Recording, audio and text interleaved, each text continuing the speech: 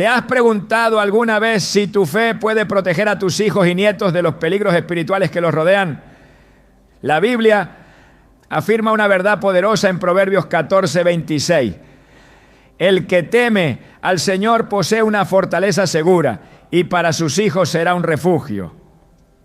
Este versículo no es solo una promesa, es una estrategia espiritual.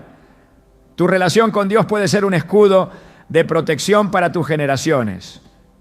Hoy veremos cómo aplicar 3 secretos espirituales que tienen el poder de cambiar el destino de tu familia. Te mostraremos cómo establecer una cobertura de oración efectiva, cómo cortar ataduras generacionales y cómo activar bendiciones eternas sobre tus descendientes. Estos principios no solo transformarán tu vida, sino que marcarán el futuro de quienes amas. ¿Estás listo para entender lo que Dios tiene reservado para ti y tu familia?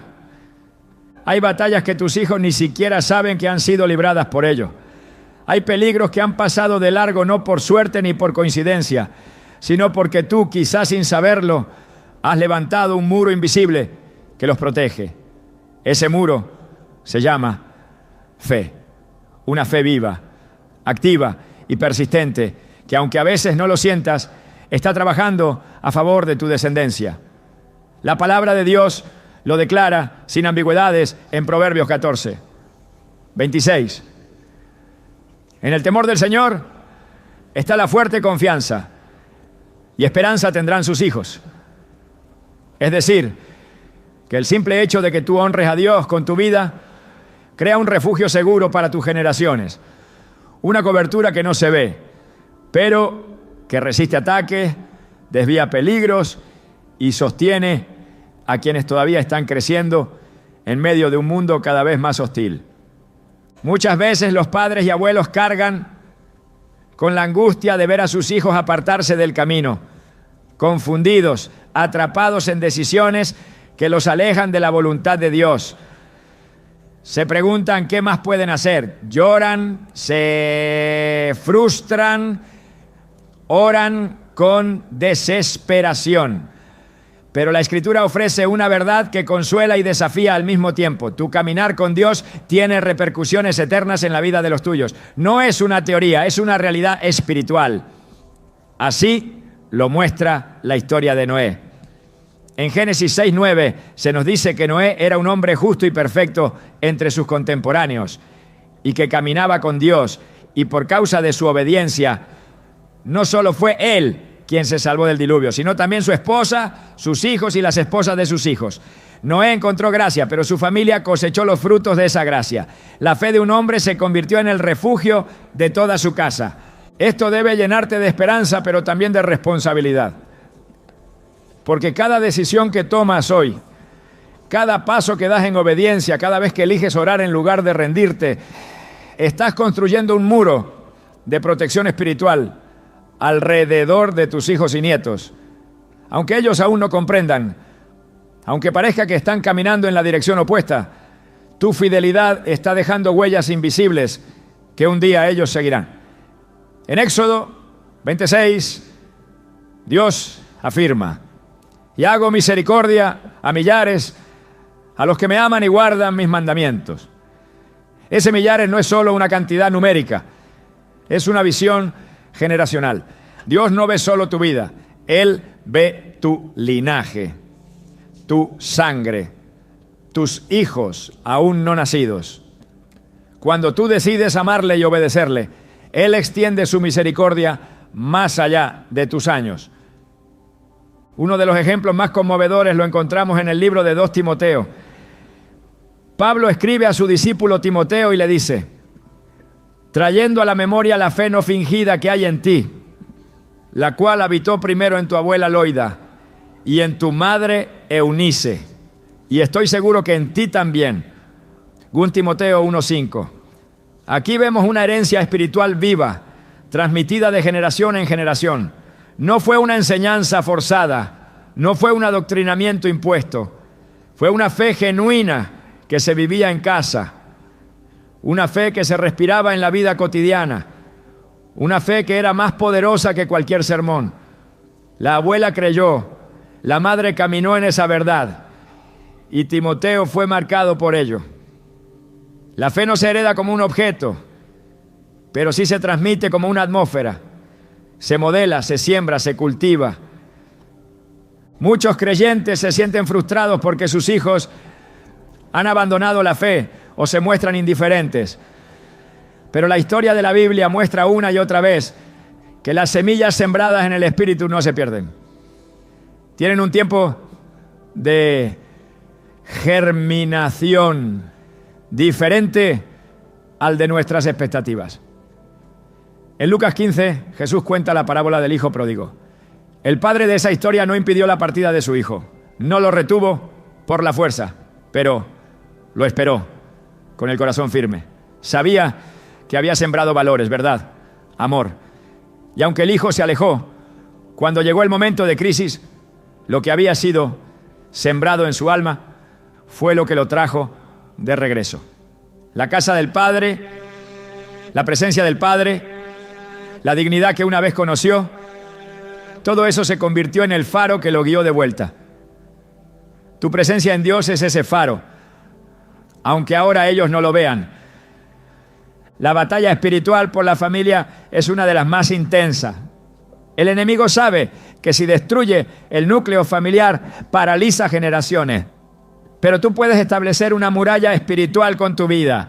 Cada vez que oras, cada vez que perdonas, cada vez que eliges la santidad por encima de la comodidad, estás afirmando las bases de una protección que tus hijos quizá nunca podrán agradecerte lo suficiente. En Salmo 112, 1-2, se nos da una promesa preciosa. Bienaventurado el hombre que teme al Señor y en sus mandamientos se deleita en gran manera. Su descendencia será poderosa en la tierra. La generación de los rectos será bendita. Es una declaración directa. Dios no bendice solo al hombre o la mujer que le teme, sino a su descendencia. Es un principio espiritual activado por tu obediencia. La historia de Abraham es otro ejemplo poderoso. Dios no solo le promete un hijo, le promete una nación, no solo le bendice a él, le asegura que en su simiente serán benditas todas las familias de la tierra. En Génesis 18, 19, el Señor dice: porque yo lo he escogido para que mande a sus hijos y a su casa después de él, que guarden el camino del Señor haciendo justicia y juicio.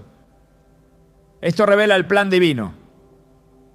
Cuando Dios escoge a alguien, no lo hace de forma aislada. Lo hace pensando en toda su casa. Escoge a uno para bendecir a muchos. Y tu elección de caminar con Dios hoy puede estar salvando generaciones que aún no has visto. Tal vez no te consideras una persona espiritual. Quizás piensas que has fallado demasiado como para ejercer esa influencia. Pero Dios no busca perfección, busca disposición. El rey David cometió errores graves, pero fue un hombre conforme al corazón de Dios, porque sabía arrepentirse y volver a él. Y por causa de esa disposición, Dios mantuvo su pacto con la casa de David. Incluso generaciones después, cuando sus descendientes hacían lo malo, Dios no los destruyó por completo. En el primer Rey 15:4 leemos: sin embargo, por amor a David, el Señor su Dios le dio una lámpara en Jerusalén, levantando a su hijo después de él y confirmando a Jerusalén.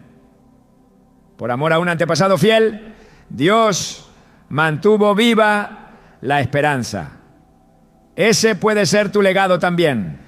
Es importante entender que esta protección espiritual no es automática. Se construye día a día, no basta con decir que crees, es necesario vivir en esa fe. Tus hijos observan más de lo que escuchan. Ellos captan tu ejemplo, no tus discursos. Por eso, cuando tú oras con sinceridad, cuando decides actuar con justicia, cuando te niegas a participar de lo que no agrada a Dios, estás enseñando con tu vida, estás dejando marcas en el alma de tus hijos que el tiempo no puede borrar. Ellos recordarán ese amor incondicional, esa firmeza en medio de la prueba, esa paz que irradiabas aún en medio de la tormenta. Y cuando llegue el momento, volverán a esa raíz. Jesús mismo expresó este principio en Juan 17, cuando oró no solo por sus discípulos, sino por todos los que creerían por medio de su palabra. Él sabía que las decisiones de un hombre o una mujer con propósito pueden afectar a miles. Tu vida en Cristo no es solo para ti, es para todos los que vendrán después. Es una cadena de fe que no se rompe si tú decides mantenerla viva. En Hechos 16:31, Pablo le dice al carcelero de Filipos: cree en el Señor Jesucristo y serás salvo, tú y tu casa. Esa promesa aún sigue en pie. Dios honra la fe de los padres con salvación para sus hogares. En un mundo que se desmorona moralmente, donde la confusión reina, tú puedes ser ese faro, esa torre de oración, ese bastión de fe que tus hijos y nietos necesitan. Aun si hoy parece que están lejos, aun si no muestran interés, no subestimes el poder de lo que estás sembrando en lo invisible. Como dice Gálatas 6:9, no nos cansemos pues de hacer bien, porque a su tiempo segaremos si no desmayamos. No todo fruto nace de inmediato. Algunos requieren años de oración, lágrimas, silencios y perseverancia. Pero si te mantienes fiel, verás a tus generaciones regresar al camino. Y si alguna vez te preguntas si vale la pena tanto esfuerzo, tanto clamor en soledad, tanto sembrar sin ver, recuerda que cada altar que levantas hoy puede ser el lugar donde tus nietos encuentren a Dios mañana. Cada página de la Biblia que marcas con tus oraciones puede ser la misma que sus ojos leerán en un momento de desesperación. Cada noche que los cubres con bendiciones, aunque ellos no lo sepan, queda registrada en el cielo. Nunca olvides que tu fe no termina en ti. Es un legado, es una armadura, es un refugio, es una llama que Dios ha encendido en ti para que nunca se apague en tu linaje. Aunque no veas el fruto todavía, Él está obrando. Aunque tus hijos no oren contigo hoy, un día lo harán por ti. Aunque tus nietos no entiendan tu entrega, un día darán gracias por ella. Y cuando ese día llegue, sabrás que cada segundo que pasaste en obediencia no fue en vano, porque Dios honra a quienes le honran y extiende su fidelidad a 1000 generaciones. Cuando un padre o una madre ora por su hijo, no solo está pronunciando palabras, está tocando el corazón mismo de Dios. La oración intercesora tiene un poder que trasciende el tiempo, los errores cometidos y la distancia espiritual. En el reino de lo invisible, la oración actúa como una red que alcanza a aquellos que aún no pueden ver el peligro, como una voz que clama por misericordia, incluso cuando el otro no la busca. La Biblia deja esto claro desde sus primeros libros. En Job 1:5 se relata cómo Job ofrecía holocaustos por sus hijos continuamente, diciendo: quizá mis hijos habrán pecado y maldecido a Dios en sus corazones. Y añade, esto lo hacía todos los días. Job entendía que su oración tenía el poder de cubrir y redimir espiritualmente a sus hijos, aun sin que ellos lo supieran. Esta es una verdad espiritual que no ha cambiado. La oración del justo tiene una eficacia que no se detiene ante la rebeldía, la incredulidad o la indiferencia. En Santiago 5:16 se declara: la oración eficaz del justo puede mucho. Esta declaración no está sujeta a emociones ni a resultados inmediatos. No dice que la oración eficaz se ve en el momento o se mide por lo visible. Dice que puede mucho. Significa que actúa en niveles que la vista humana no alcanza. Cuando una madre intercede por su hijo, está soltando palabras que Dios recoge como incienso. Apocalipsis 5:8 revela una imagen poderosa. Las oraciones de los santos están delante del trono de Dios en copas de oro. No se pierden, no se evaporan, no se olvidan. Cada oración lanzada desde el dolor, la esperanza o la fe es almacenada ante el Rey eterno y Su respuesta llega en el momento exacto, con la precisión divina que sobrepasa toda lógica humana. La oración intercesora por los hijos no es una súplica débil ni una expresión emocional. Es una declaración de guerra contra las fuerzas espirituales que buscan su ruina. En Efesios 6:12 se afirma: porque no tenemos lucha contra sangre y carne, sino contra principados, contra potestades, contra los gobernadores de las tinieblas de este siglo, contra huestes espirituales de maldad en las regiones celestes. Cada vez que un padre se arrodilla y menciona el nombre de su hijo delante de Dios, está confrontando esas tinieblas con la luz del cielo. Está marcando territorio. Está diciendo: este alma no le pertenece al enemigo. Esta vida está siendo reclamada para el reino. Y esa declaración tiene eco en el cielo. La intercesión cambia atmósferas. En el libro de Éxodo, cuando el pueblo de Israel se rebeló y Dios quiso destruirlo, Moisés se interpuso en oración. En Éxodo 32, 11 a 14, Moisés le recuerda a Dios su promesa, su misericordia, su pacto. Y el versículo 14 declara que Dios cambió de parecer y no destruyó al pueblo. Esto muestra que la oración de uno puede alterar el destino de muchos. En el contexto familiar esta verdad se amplifica. Si una oración puede cambiar el juicio sobre una nación, ¿cuánto más puede alterar el curso de un hijo que ha perdido el rumbo? El poder de la intercesión no radica en la cantidad de palabras, sino en la autoridad espiritual que ejerce aquel que clama. Jesús mismo en Juan 17 intercede por sus discípulos y por todos los que creerán después. Él no ora por el mundo en general, ora específicamente por los suyos. Dice en el versículo 9: yo ruego por ellos, no ruego por el mundo, sino por los que me diste, porque tuyos son. Esa oración sacerdotal es un modelo eterno de intercesión. No se trata de orar genéricamente. Se trata de nombrar a cada hijo, a cada nieto, y presentar su vida delante del Padre con fe, con autoridad, con convicción. La oración que menciona nombres tiene un peso distinto. Declara identidad, activa promesas, cubre con propósito. Cuando se ora por un hijo, no se ora por lo que es ahora, sino por lo que Dios ha dicho que será. En Romanos 4:17 se describe a Dios como aquel que llama las cosas que no son como si fuesen. Ese es el lenguaje de la intercesión. Ver más allá del estado actual, declarar lo eterno en lo temporal, profetizar vida donde hay muerte espiritual. La oración eficaz no se detiene en lo que los ojos ven, se alinea con lo que la palabra declara. Si Dios dijo que tu descendencia sería bendita, esa promesa es más real que cualquier evidencia contraria. La oración que se aferra a esa verdad es una herramienta que Dios honra. Un principio poderoso se encuentra en Marcos 9:29. Cuando los discípulos no pudieron liberar a un joven poseído, Jesús les explicó: este género no sale sino con oración y ayuno.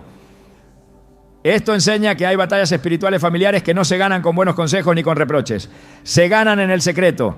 Se ganan con oración persistente. Hay situaciones que se romperán solo cuando un padre o una madre decide entrar en ese nivel de intercesión que trasciende el cansancio y el tiempo. Cuando se ora con perseverancia, se abren caminos que estaban cerrados por generaciones. Y cuando se ayuna, junto con la oración, se está declarando que la liberación de los hijos vale más que cualquier comodidad. La intercesión también actúa como una guía para el Espíritu Santo.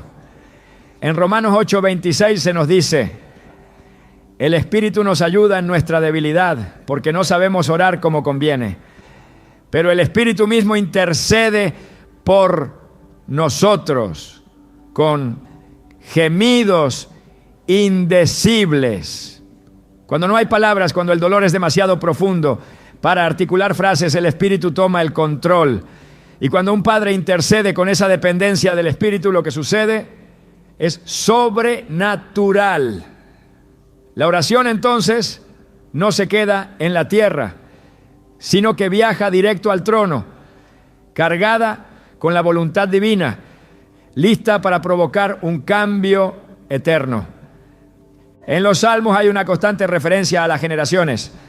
El Salmo 103, 17 afirma: mas la misericordia del Señor es desde la eternidad y hasta la eternidad sobre los que le temen, y su justicia sobre los hijos de los hijos. Esta es una promesa activada por relación. No dice que es para todos, dice que es para los que temen a Dios. Y como consecuencia sus hijos y nietos reciben cobertura de justicia. Esa justicia no es mérito humano, es protección divina activada por la fe y la oración. Cuando tú oras con temor reverente, tus generaciones entran bajo esa misma misericordia. En Jeremías 31, 16 a 17 hay un mensaje que debe ser recordado por todo padre que ora sin ver resultado. Reprime del llanto tu voz y de las lágrimas tus ojos, porque hay recompensa para tu trabajo, dice el Señor. Y volverán de la tierra del enemigo. Esperanza hay también para tu porvenir, dice el Señor. Y los hijos volverán a su propia tierra. Esta palabra es específica. Habla de lágrimas que no son en vano. De un trabajo espiritual que será recompensado. Y promete retorno. Tus hijos volverán. No importa cuánto se hayan alejado, la promesa es que regresarán. Y ese regreso comienza cuando una oración los sigue, los busca, los rodea. La oración no conoce límites geográficos. Puede alcanzar a un hijo en otra ciudad, en otro país, en otra etapa de vida. En Daniel 10 se describe cómo una oración fue escuchada desde el primer día, aunque la respuesta tardó por oposición espiritual. El ángel le dice a Daniel: desde el primer día que dispusiste tu corazón a entender y a humillarte delante de tu Dios, fueron oídas tus palabras. Este principio se aplica al clamor por los hijos. Cada oración pronunciada en fe es oída, aunque la manifestación tarde. El retraso no es negación, es lucha espiritual, y por eso la perseverancia en la oración es fundamental, porque el que no desiste termina viendo la respuesta. Orar por los hijos y nietos no es un acto opcional, es una asignación divina. Es parte del llamado de aquellos que han sido puestos como columnas espirituales de su casa. En Isaías 62, 6 a 7, Dios dice: sobre tus muros, oh Jerusalén, he puesto guardas todo el día y toda la noche, no callarán jamás. No descanséis ni le deis tregua hasta que restablezca a Jerusalén y la ponga por alabanza en la tierra. Este es el espíritu de la intercesión.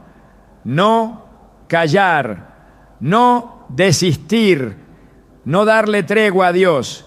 Clamar sin cesar hasta que la promesa se cumpla. Esta actitud espiritual transforma hogares enteros. En la historia de la Biblia se muestra una y otra vez que los que oran por otros abren caminos que ellos no podrían abrir por sí mismos. Interceder por tus hijos es anticiparse a sus necesidades, es ver lo que ellos aún no ven. Es luchar por su alma en el ámbito donde se decide todo, el espiritual. Es en la oración donde se cancelan decretos del enemigo, donde se establecen nuevas temporadas, donde se ordenan los pasos que aún no han sido dados. Y esa oración, hecha con fe y autoridad, tiene resultados que solo la eternidad podrá medir en su totalidad.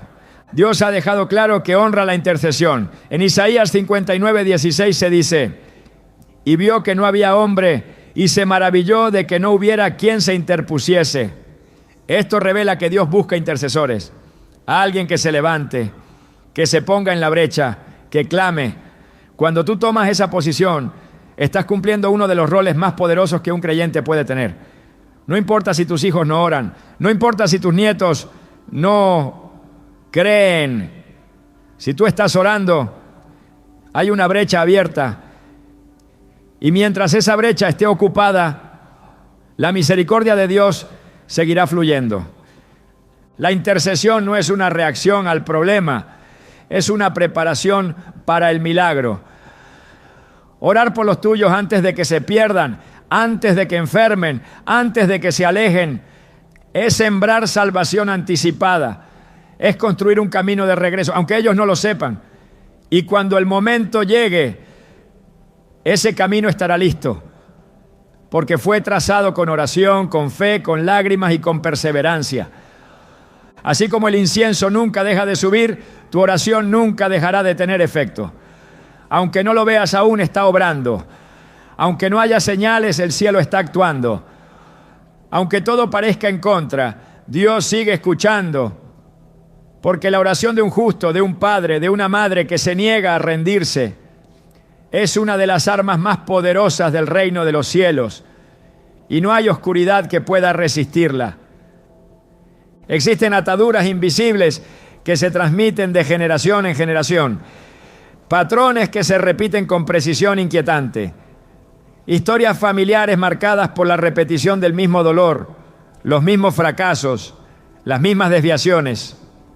Lo que muchos ven como simple coincidencia o genética emocional en el plano espiritual es señal de una influencia persistente.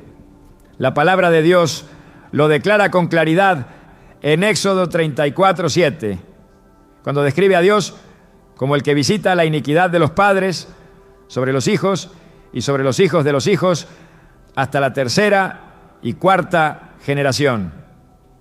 Esta afirmación no es una condena automática, sino una advertencia sobre el peso espiritual que puede arrastrarse si no se confronta con verdad y autoridad. Muchas veces los hijos y nietos sufren las consecuencias de pactos no rotos, de palabras malditas, de comportamientos no arrepentidos, que abren puertas en el mundo espiritual. El libro de Lamentaciones 5:7 expone una realidad dolorosa. Nuestros padres pecaron y han muerto, y nosotros llevamos su castigo. Esta declaración pone en evidencia un principio que opera con fuerza cuando no es neutralizado por la sangre de Cristo. Lo que los padres toleran en su tiempo, los hijos pueden vivir como esclavitud. Y si esa cadena no se rompe, los nietos continuarán arrastrando los efectos, muchas veces sin saber por qué repiten caminos de destrucción. El enemigo se aprovecha de puertas abiertas por el pecado no confesado, por maldiciones no renunciadas, por hábitos ocultos que se mantienen en el silencio familiar. Donde no hay confesión, hay legalidad para la opresión. Y si no se corta con autoridad, el ciclo continúa. Dios, sin embargo, ha provisto una solución definitiva. En Gálatas 3:13 a 14 se revela el poder del sacrificio de Cristo para romper toda maldición. Cristo nos redimió de la maldición de la ley, hecho por nosotros maldición, porque está escrito: maldito todo el que es colgado en un madero, para que en Cristo Jesús la bendición de Abraham alcanzase a los gentiles. Esta redención no es solo un acto de salvación individual, es una herramienta de liberación generacional. Lo que antes era inevitable, ahora puede ser cancelado. Lo que fue decretado por siglo, ahora puede ser anulado por la cruz. Pero esa verdad solo se activa cuando hay una acción consciente, una confrontación espiritual con lo que ha permanecido escondido por demasiado tiempo. La Biblia presenta casos concretos de linajes marcados por patrones que se repetían. La casa de Elí, el sacerdote, fue objeto de juicio por la conducta persistente de sus hijos, quienes despreciaban los sacrificios y cometían inmoralidades en el templo. En el primer libro de Samuel, capítulo 2, versículos 31 a 33, Dios sentencia que ningún anciano vería días buenos en su casa y que su descendencia sufriría muerte joven. Esta no fue una acción impulsiva, fue el resultado de un patrón no confrontado, de una actitud permisiva frente al pecado. Lo que Elí no corrigió, sus hijos heredaron, y lo que no fue confrontado se convirtió en juicio. Este principio sigue vigente. Lo que no se corta con decisión se transmite con fuerza. Cuando se habla de maldiciones generacionales, no se trata de superstición ni de condena inevitable. Se trata de reconocer que en el ámbito espiritual existen principios legales. Así como hay promesas que se heredan, también hay consecuencias que se transmiten. En Números 14:18 se reafirma que Dios es lento para la ira, grande en misericordia, pero que no tendrá por inocente al culpable, y que visita la maldad de los padres sobre los hijos hasta la tercera y cuarta generación. La misericordia divina siempre ofrece salida, pero el primer paso es identificar el patrón. El dolor que se repite, el fracaso que se hereda, la adicción que regresa, la incredulidad que marca la casa, todo eso son señales que no deben ser ignoradas. Una vez reconocida la existencia de un ciclo destructivo, el siguiente paso es usar la autoridad que Cristo ha entregado. En Lucas 10:19 Jesús declara: «He aquí os doy potestad de hollar serpientes y escorpiones y sobre toda fuerza del enemigo, y nada os dañará». Esta autoridad no es teórica, es activa. Con ella se pueden romper vínculos, cancelar pactos, cerrar puertas. Se debe orar con el poder del Espíritu, declarar la sangre de Cristo sobre la familia, confesar los pecados de generaciones pasadas y renunciar a toda herencia que no provenga de Dios. Este tipo de oración no es superficial, es confrontativa, exige discernimiento y decisión. Pero cada palabra pronunciada en fe tiene el respaldo del cielo. El profeta Daniel ofrece un ejemplo contundente de intercesión generacional. En Daniel 9:4-5, él clama diciendo: «Oh Señor, Dios grande y temible, que guarda el pacto y la misericordia con los que le aman. Hemos pecado, hemos cometido iniquidad, hemos hecho impiedad». Aunque él personalmente no participó de los pecados de sus antepasados, se identificó con ellos. Reconoció que para traer restauración era necesario confesar la culpa colectiva. Esta oración fue respondida con precisión divina. El ángel Gabriel fue enviado con instrucciones claras.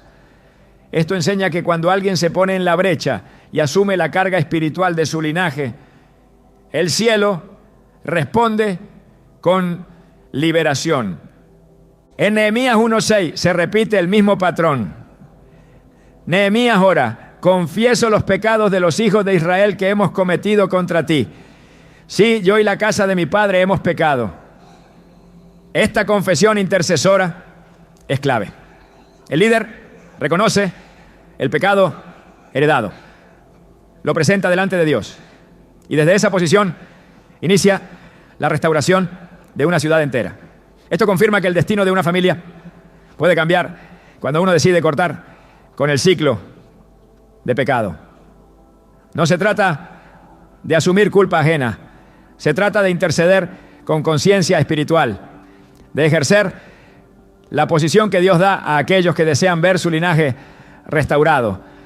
Los salmos también muestran esta realidad. El Salmo 106:6 declara: «Pecamos nosotros como nuestros padres, hicimos iniquidad, hicimos impiedad». Esta confesión colectiva refleja una comprensión profunda del vínculo espiritual entre generaciones. Lo que los antepasados abrieron, los descendientes pueden cerrar. Lo que se toleró en el pasado se puede destruir hoy. La cruz de Cristo no solo salva, también restaura el diseño original de Dios para las familias. Cada confesión hecha en el nombre de Jesús tiene poder. Cada pacto roto con oración y fe libera un nuevo comienzo. Romanos 8:1 declara una verdad definitiva: «Ahora pues ninguna condenación hay para los que están en Cristo Jesús». Esta declaración no es solo para la vida personal. Cuando se toma autoridad en Cristo, también Se cancela la condena que ha perseguido a una familia. Lo que antes era una repetición inevitable, ahora puede convertirse en testimonio de libertad. Donde hubo ruina, puede haber edificación. Donde hubo división, puede haber unidad. Donde hubo enfermedad, puede surgir sanidad. La clave está en no ignorar las señales. Lo que se oculta persiste. Lo que se expone a la luz de Cristo es transformado. El libro de Ezequiel trae una revelación clave sobre la responsabilidad espiritual. En Ezequiel 18:20 se afirma: el alma que pecare, esa morirá. El Hijo no llevará el pecado del Padre. Esta declaración muestra que, aunque los patrones pueden influir, cada uno es responsable de su camino. Pero también revela que hay una puerta abierta para cambiar la historia. El que decide cortar con la maldición puede escribir una historia distinta. El que se somete a Dios puede romper con la cadena. La obediencia rompe herencias de desobediencia. La santidad anula pactos de impureza. La fe renueva generaciones enteras. En Colosenses 2:14-15 se describe lo que sucedió en la cruz con una precisión contundente, anulando el acta de los decretos que había contra nosotros. Y la quitó de en medio y la clavó en la cruz y despojó a los sahuala, y despojó a los principados y a la persahuá, y a las principales y las potestades. Esta es la base legal de nuestra autoridad espiritual. Las actas del pasado, los decretos de juicio, las maldiciones generacionales, todo fue anulado por Cristo. Pero esa anulación debe ser proclamada con fe. Debe ser aplicada a la familia. Debe ser usada como arma para liberar lo que el enemigo ha querido retener. Donde hay confesión, hay redención. Donde hay fe, hay victoria. Y donde hay acción espiritual, hay transformación visible.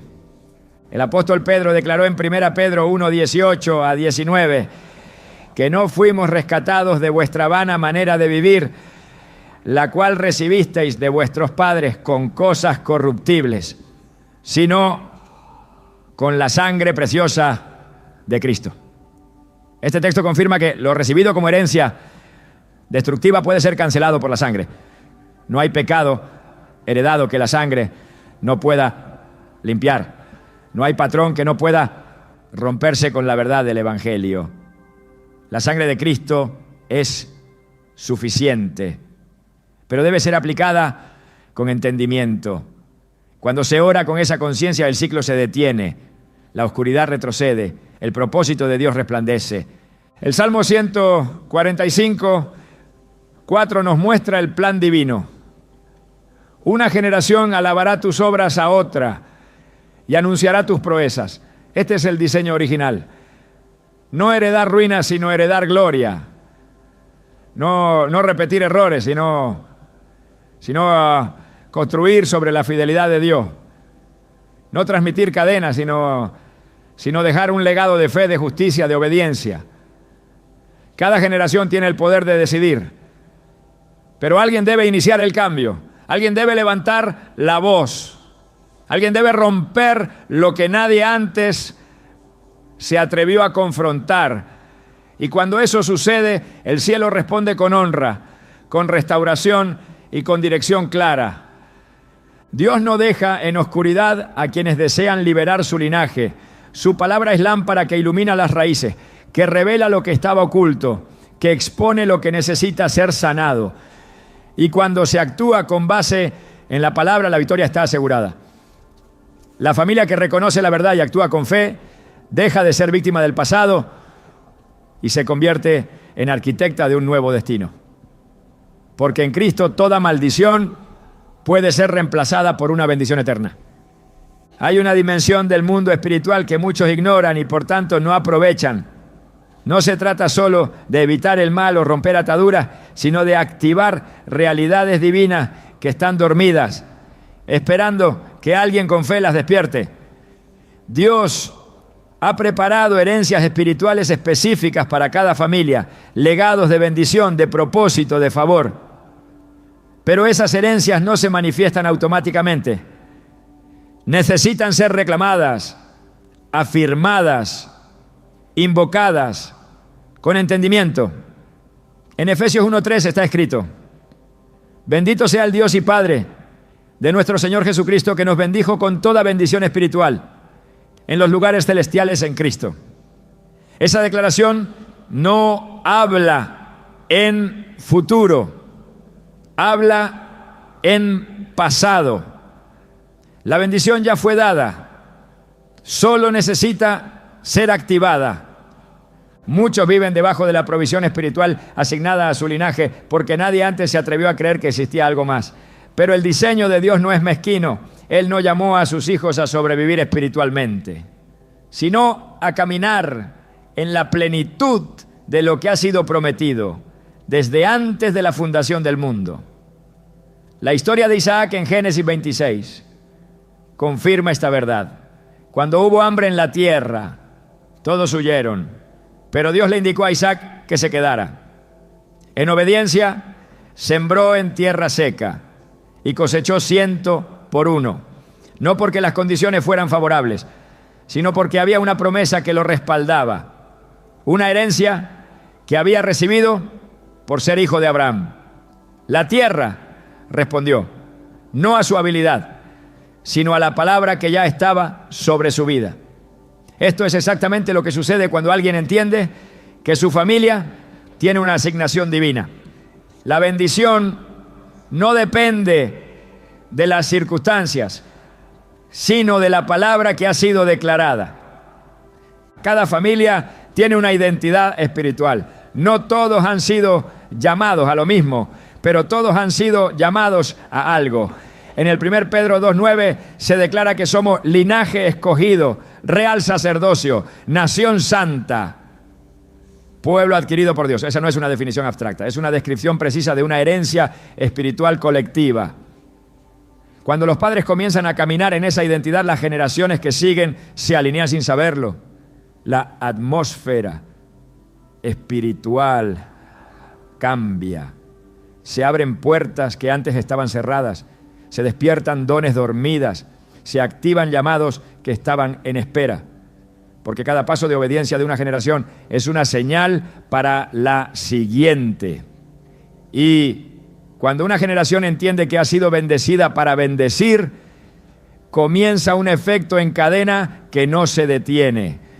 El apóstol Pablo lo explica con claridad en Romanos 8:17.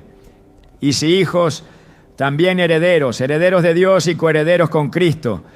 Ser coheredero implica compartir la herencia, acceder a lo mismo que el primogénito, caminar bajo los mismos derechos espirituales. Esta no es una verdad simbólica, es legal, es efectiva, y cuando se toma con seriedad, cambia por completo la manera en que se vive la fe. No se ora con temor, se ora con certeza. No se clama como mendigos, se proclama como hijos. No se espera resignación, se espera cumplimiento. Porque la herencia en Cristo no se negocia, se activa con fe. Dios no solo quiere salvar familias, quiere establecer legados. En Deuteronomio 6:6-7 da instrucciones precisas. Y estas palabras que yo te mando hoy estarán sobre tu corazón, y las repetirás a tus hijos, y hablarás de ellas, estando en tu casa, y andando por el camino, al acostarte y cuando te levantes. Este mandato tiene una profundidad espiritual inmensa. No se trata solo de enseñar, sino de impregnar cada momento cotidiano con palabra viva, de crear una atmósfera donde la herencia de fe no se predica únicamente, sino que se respira. Cuando esto ocurre, los hijos no solo reciben información, reciben impartición. Y lo que se siembra como convicción germina como propósito. Hay promesas específicas en la Escritura que están dirigidas a los descendientes de los justos. Salmo 112:2 lo afirma. Su descendencia será poderosa en la tierra. La generación de los rectos será bendita. No se trata de una aspiración idealista, es un principio divino. La vida de los padres que caminan en rectitud deja una marca visible en el destino de los hijos. La bendición no es abstracta, es tangible. Se manifiesta en decisiones sabias, en protección sobrenatural, en puertas abiertas que no se explican humanamente. Porque cuando una promesa de Dios es activada sobre una familia, todo el entorno comienza a responder. El profeta Isaías declara en el capítulo 59, versículo 21, «Y este será mi pacto con ellos, dice el Señor, el espíritu mío que está sobre ti y mis palabras que puse en tu boca, no faltarán de tu boca, ni de la boca de tu descendencia». Esto describe una continuidad espiritual que no depende del esfuerzo humano, sino de la fidelidad del pacto divino.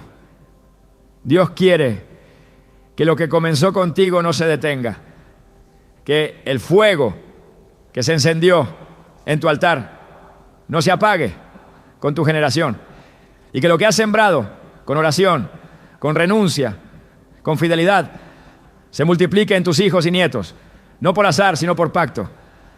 Es posible que muchos hayan crecido en entornos donde no se habló de Dios, donde no hubo modelo espiritual. Pero el linaje no comienza con quienes te precedieron, comienza con quien se rinde a Dios. En Cristo todo es hecho nuevo. El linaje espiritual no es el que te fue dado por la carne, sino el que tú decides establecer con tu obediencia. El segundo libro de Corintios 5:17 lo declara con fuerza. De modo que si alguno está en Cristo, nueva criatura es. Las cosas viejas pasaron, todas son hechas nuevas. Cuando tú decides caminar en esa verdad, la historia de tu familia cambia. Lo que antes parecía imposible se vuelve inevitable. Porque donde antes había ausencia, ahora hay dirección. Donde había orfandad, ahora hay adopción. Donde había caos, ahora hay propósito. Activar la herencia espiritual es también enseñar a tus hijos a reconocer su identidad en Dios. No basta con orar por ello, es necesario guiarlos a descubrir que han sido llamados con nombre y propósito. En Jeremías 1:5, Dios dice: antes que te formase en el vientre te conocí, y antes que nacieses te santifiqué. Esta verdad no es exclusiva para profetas del Antiguo Testamento. Es una declaración que sigue vigente. Cada hijo tiene un llamado preordenado. Cada nieto carga con un destino divino que espera ser activado. La tarea del que ha sido despertado espiritualmente es transmitir esa visión, no desde la presión, sino desde la afirmación constante. Porque cuando un niño o joven entiende que Dios lo conoce, lo ha separado, lo ha marcado, ya no se pierde fácilmente entre las voces del mundo. La herencia espiritual no solo incluye dones, incluye dirección. Dios promete guiar a la descendencia del justo. En Isaías 54:13 se afirma: y todos tus hijos serán enseñados por el Señor, y se multiplicará la paz de tus hijos. Esta promesa no puede ser ignorada. Donde hay enseñanza divina hay estabilidad. Donde hay palabra del cielo hay orden. Y donde hay paz multiplicada hay avance. Este tipo de promesas están disponibles, pero no se activan por costumbre, se activan por revelación. Se proclaman en oración, se declaran en voz alta. Se alinean con la voluntad de Dios en cada decisión. La Escritura muestra cómo generaciones enteras fueron bendecidas por la fidelidad de una persona. En 2 Reyes 13:23 se relata que el Señor tuvo misericordia de Israel y no los destruyó por amor a Abraham, Isaac y Jacob. La misericordia divina se extendió más allá de las acciones inmediatas del pueblo. Dios recordó su pacto. Esta es la seguridad de aquellos que caminan en fe. Lo que Dios ha prometido no caduca. Si Él dijo que bendecirá tu descendencia, entonces esa palabra prevalecerá por encima de la rebeldía temporal, del silencio aparente, de las temporadas difíciles. El pacto no se rompe por emociones, se sostiene por la fidelidad de aquel que no miente. Cada padre y madre en Cristo tiene la responsabilidad de abrir el camino espiritual que sus hijos y nietos recorrerán. Esto implica decidir qué voz se escucha, qué atmósfera se crea, qué valores se abrazan. No es una tarea menor. Eso, mami, tienen un llamado a gobernar espiritualmente. En Proverbios 13:22 se dice: el hombre de bien deja herencia, a los hijos de sus hijos. Esto va más allá de bienes materiales, habla de principios, de verdad, de legado.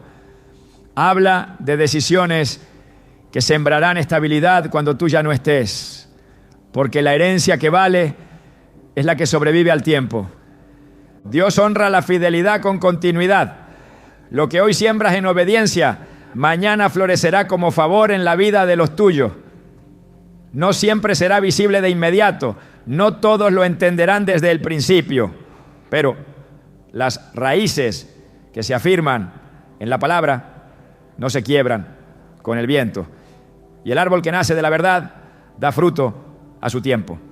Este es el tipo de herencia que transforma generaciones. Una fe que no depende del clima, una esperanza que no negocia con el miedo, una convicción que atraviesa el tiempo. Cuando se camina con esta visión se entiende que nada es casual, que cada oración, cada decisión, cada palabra está construyendo un linaje, un pueblo dentro del pueblo, un altar que permanecerá, porque las promesas de Dios no son efímeras, son eternas. Y la familia que las abraza, que las proclama, que las vive, se convierte en una señal viva de que el reino de los cielos se extiende a través de las generaciones. Esta es la voluntad de Dios. Que tu casa sea conocida no por lo que tiene, sino por lo que transporta. Que tus hijos sean recordados no por su éxito, sino por su propósito. Que tus nietos no hereden confusión, sino una identidad clara, anclada en la verdad que tú has decidido abrazar hoy. La influencia espiritual no siempre se manifiesta con palabras ni con gestos visibles. Hay una fuerza profunda y constante que opera a través del ejemplo, una luz silenciosa que guía sin hablar. La vida del justo, vivida con coherencia, es más elocuente que cualquier sermón. Los hijos y los nietos no siempre retienen los discursos, pero nunca olvidan lo que vieron en casa. La Biblia lo demuestra con precisión. En Proverbios 27, el justo camina en su integridad. Sus hijos son dichosos después de él. El testimonio no es solo un reflejo individual, es una semilla sembrada a largo plazo. Lo que se vive hoy se reproduce en los que observan. Una vida consagrada tiene un eco espiritual que trasciende generaciones. Cada acto de obediencia se convierte en una marca invisible que permanece. Cuando un padre se mantiene fiel incluso en lo oculto, está modelando el camino. Cuando una madre decide actuar con justicia, aunque nadie la vea, está enseñando a sus hijos que la verdad no depende del aplauso. En Mateo 5:16, Jesús instruye: así alumbre vuestra luz delante de los hombres para que vean vuestras buenas obras y glorifiquen a vuestro Padre que está en los cielos. Esta luz no se impone, se expone. Y al hacerlo marca. Un hijo puede resistirse a una enseñanza, pero no puede ignorar una vida. El testimonio es una siembra diaria, no es resultado de grandes gestos, sino de la constancia en lo sencillo.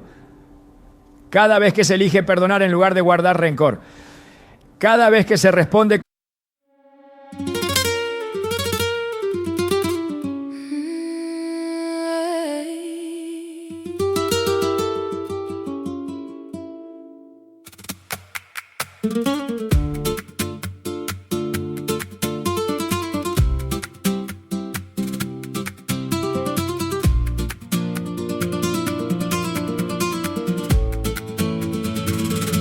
your glass half full by the red cloth edge. I read your note by flame and kept my cool. Your shawl still on my chair. Your scent in the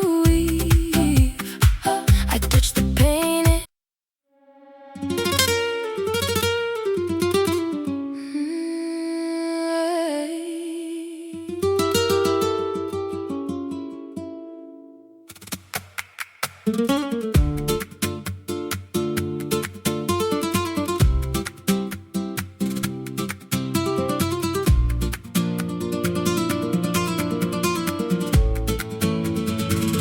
left your glass half full by the red cloth edge. I read your note by flame and kept my cool. Your shawl still on my chair. Your scent in the weave. I touched the paint.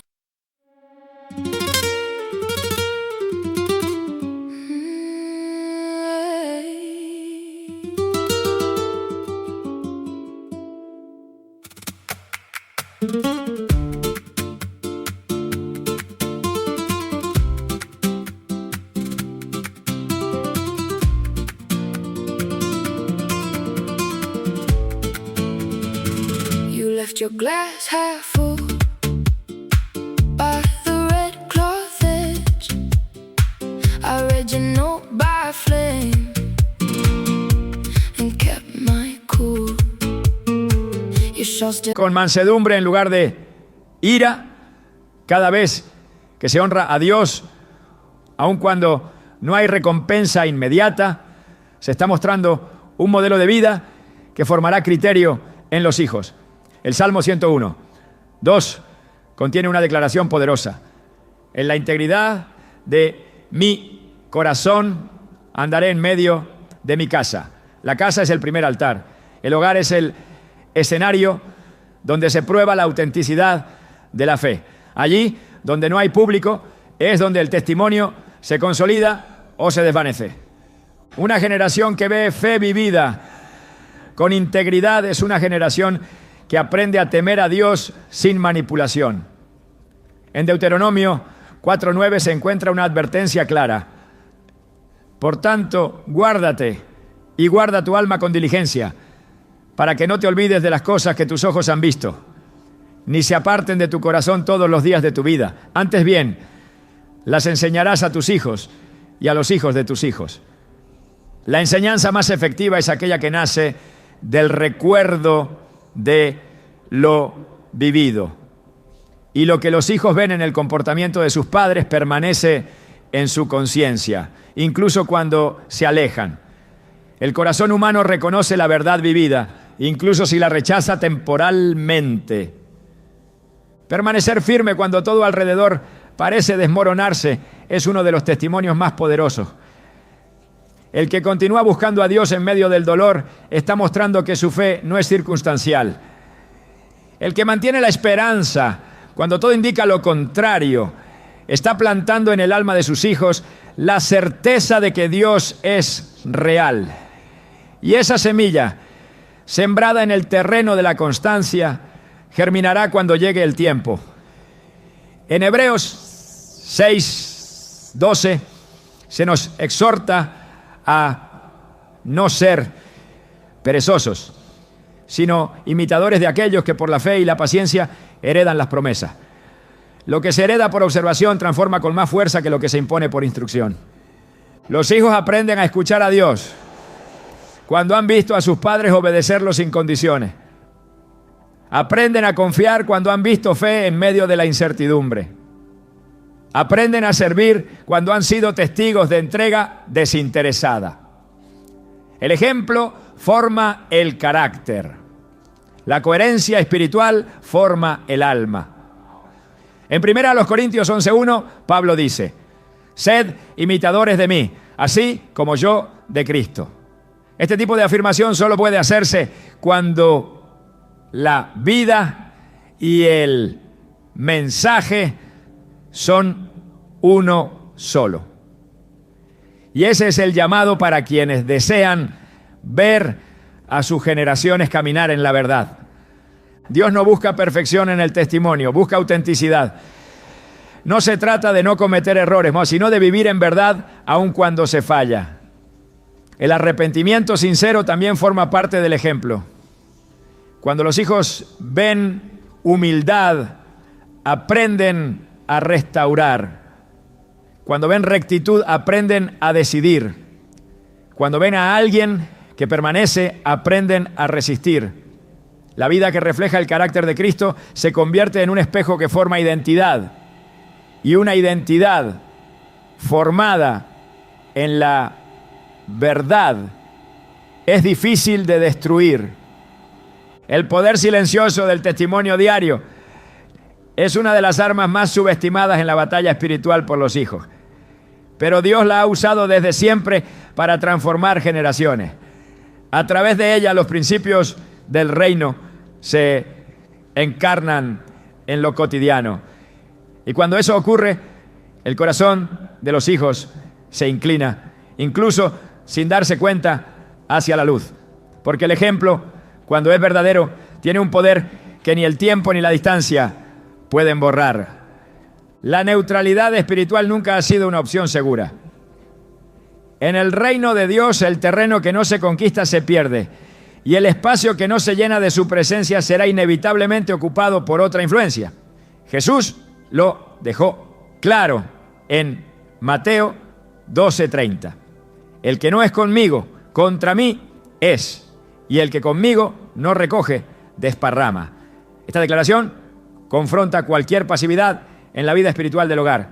El silencio prolongado, la omisión persistente y la falta de dirección espiritual se traducen con el tiempo en puertas abiertas que permiten la entrada del desorden, la confusión y el desgaste de las almas más vulnerables, los hijos. Dios estableció a padres y madres como figuras de autoridad espiritual dentro del hogar, no como dictadores, sino como representantes de su voluntad, encargados de mantener su orden y su verdad en cada decisión y atmósfera. En Josué 24:15 se encuentra una declaración que ha resonado por siglos con autoridad inquebrantable.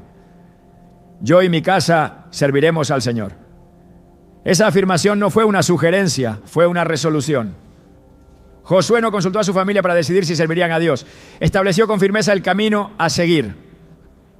No se trató de imponer, sino de liderar con convicción. Cuando un líder espiritual habla con claridad, el hogar entiende la dirección. Donde hay autoridad ungida, hay protección. Donde hay firmeza espiritual, hay avance. El enemigo no necesita gran poder para desviar una familia. Le basta con la indiferencia espiritual de sus líderes. Cuando los padres se convierten en espectadores de la vida espiritual de sus hijos, el vacío de autoridad se llena con voces externas. En Génesis 18:19, Dios dice de Abraham: porque yo sé que mandará a sus hijos y a su casa después de sí, que guarden el camino del Señor, haciendo justicia y juicio. Esa declaración divina fue la base del pacto eterno. Dios eligió a Abraham no por sus palabras, sino por su disposición a establecer dirección en su casa. Y esa decisión fue suficiente para asegurar generaciones bajo la cobertura del cielo. Establecer autoridad espiritual implica más que enseñar verdades. Significa vivir en constante alineación con ellas. La autoridad no se impone, se conquista con integridad. No se exige, se manifiesta con coherencia. Cuando un padre decide romper la neutralidad, comienza a ordenar espiritualmente todo lo que antes estaba distorsionado. La atmósfera del hogar cambia. La palabra vuelve al centro. La oración deja de ser una actividad ocasional y se convierte en el aliento cotidiano de la casa. Y ese orden atrae la presencia de Dios de forma estable. En Salmo 101:6 se lee: mis ojos pondré en los fieles de la tierra, para que estén conmigo. El que ande en el camino de la perfección, este me servirá. Dios se alinea con quienes lo representan con fidelidad en sus casas. La autoridad espiritual no es un rol decorativo, es una responsabilidad profética. El padre que ora, intercede, confronta con amor y corrige con sabiduría, está funcionando como atalaya, como guardián del diseño divino. La madre que bendice con su boca, que disciplina con compasión y que guía con el ejemplo, está ejerciendo gobierno espiritual en su territorio. Esto no significa infalibilidad, sino disposición a mantenerse firme en medio del caos, a ser columna cuando todo alrededor tiembla, a declarar la palabra cuando los demás guardan silencio. Y cuando esto sucede, el cielo se manifiesta. Porque donde hay gobierno del Espíritu, hay libertad, hay sanidad, hay restauración. Porque Dios honra a quienes se levantan a gobernar en su nombre. El cielo no se mueve por espectadores, sino por intercesores decididos a marcar el destino de sus generaciones con acciones eternas. No basta con desear un buen futuro para los hijos y nietos. Es necesario construirlo en lo invisible, con decisiones que trasciendan lo cotidiano. Dios no te ha entregado una familia para que observes cómo el enemigo los confunde, sino para que te levantes como un muro entre ellos y toda oscuridad. Porque tú no fuiste llamado a ser solo madre, solo padre, solo abuelo. Fuiste llamado a ser llave, intercesor, cobertura, herencia viviente del reino. Lo que hagas hoy en el secreto resonará mañana en la historia de los que amas. La salvación de tus generaciones no depende de sus méritos ni de sus errores, sino de cuán profundamente tú estés dispuesto a tomar tu lugar en el Espíritu. Hay oraciones que no solo cambian circunstancias, abren portales. Hay decisiones que no solo corrigen el presente, redirigen el linaje. La fe que ejerces no es débil, es herencia de eternidad. Y esa fe, sostenida con firmeza, tiene el poder de romper ciclos, de restaurar propósitos olvidados, de activar promesas que estaban esperando una voz para manifestarse. No temas si aún no ves el fruto. El reino opera por siembra. Y Dios jamás desprecia a quien siembra con lágrimas lo que otros cosecharán con alegría. Él no se olvida de una sola semilla de obediencia. Él honra a los que no se rinden. Si te mantienes firme, tu casa verá su gloria. Si perseveras, tus nietos conocerán al Dios que hoy proclamas. Si te posicionas con verdad, abrirás una senda que ellos seguirán, incluso cuando tú ya no estés para guiar sus pasos. Tu oración no fue ignorada, tu clamor no fue desechado, tu fidelidad no es invisible. El cielo lo ha registrado todo. Ahora es el tiempo de caminar con la certeza de que no estás solo en esta batalla. Dios pelea contigo y lo que Él comenzó contigo, lo perfeccionará en los tuyos. Porque la obra de salvación familiar no termina con una generación obediente, comienza con ella. Y tú eres esa generación.